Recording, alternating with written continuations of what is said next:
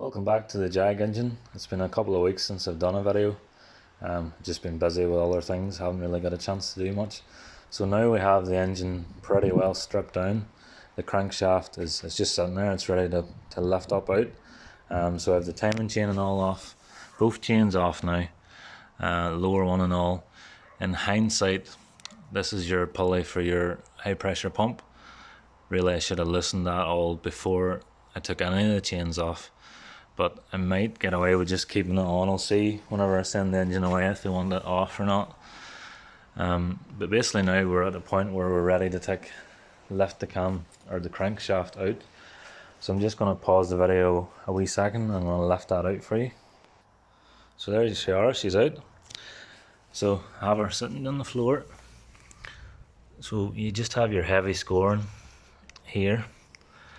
These crankshafts really are, you can get them ground and stuff, but you're really just better replacing them. They are not high quality. She sits here in your main bearings. You can see oil goes down through here. You've got your cylinders there. You can see there's wee jets that actually spray oil onto your pistons. And then this gear here is connected to one of your balance shafts. So there's two balance shafts, one each side. And they basically help with the vibrations and stuff in the engine. Now these I think they have to be timed. I don't have a special tool for them. I might have to get one. So that's the end of the balance shafts there. I've took a picture with the crank in and where they sit, and I've tried to keep a record of exactly where it's at, but I'm probably going to have to buy a special tool to get them absolutely 100%. When your crankshaft sits down in these bearings, there's main end caps here, so I have them sitting out as well. So if you look at these end caps, there's an arrow for direction, and then there's also, if we can see, there's a number. It's hard to see in that one. Number 1. So you can't really go wrong as long as you know which order you took them out. Number 2 here, the bearing that sits down in, it's okay. But number 1 and a couple of other ones, you can see the heavy scoring there and that as well. Basically, these bearings can be replaced so that you don't damage the actual end caps themselves. It's like a fail safe. You also have your thrust washers here. Basically there'll be a bit of play side to side in the crankshaft, and these, depending on your tolerances and stuff, they'll sit in here, on each side. So the crank's out, I'm happy enough with that. Where I am now with the engine, I need the 4 cylinder liners removed. So I'm basically at a point where I can send this engine away, get them replaced. My issue is it's very difficult to get the liners. I can get liners, I can get them from somewhere in Europe. It's just getting someone that is capable and willing to replace them. That's sort of my issue at the minute. I'm going to contact, there's a crowd I've got a number for. So Monday I'm going to contact them and see if they're happy enough to do it.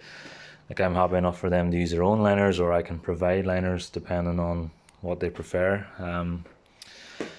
They're recommended. They're supposed to be very good. They're also supposed to be, dear enough. But with this engine, I'm really not too worried about doing it really cheap. I want to do it as best as possible. So basically what I'm going to do is I'm going to replace the crankshaft, replace the cylinder liners. I'm going to put 4 new pistons, upgraded pistons and rings in. Basically a whole bottom end rebuild. I'll reuse those end caps for the main bearings. There's new timing chains on, but I'm sort of toying with just replacing them anyway. The camshaft phaser for the exhaust cam can go in these, so it's a couple of £100, so I'm looking at changing that as well. So I'm sort of at the point now where I want to maybe spend an extra £600 or £700 on this engine and leave it like tip top shape.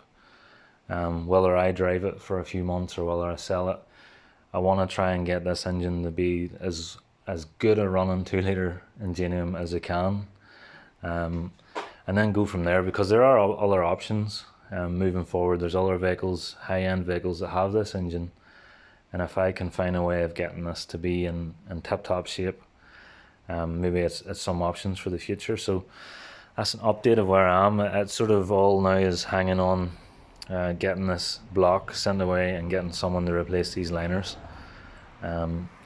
and hopefully I'll get you another video with a bit of progress, and you know, very soon, and probably with some sort of costs and stuff for it all. But yeah, thanks for watching if you're still here at nearly 6 minutes.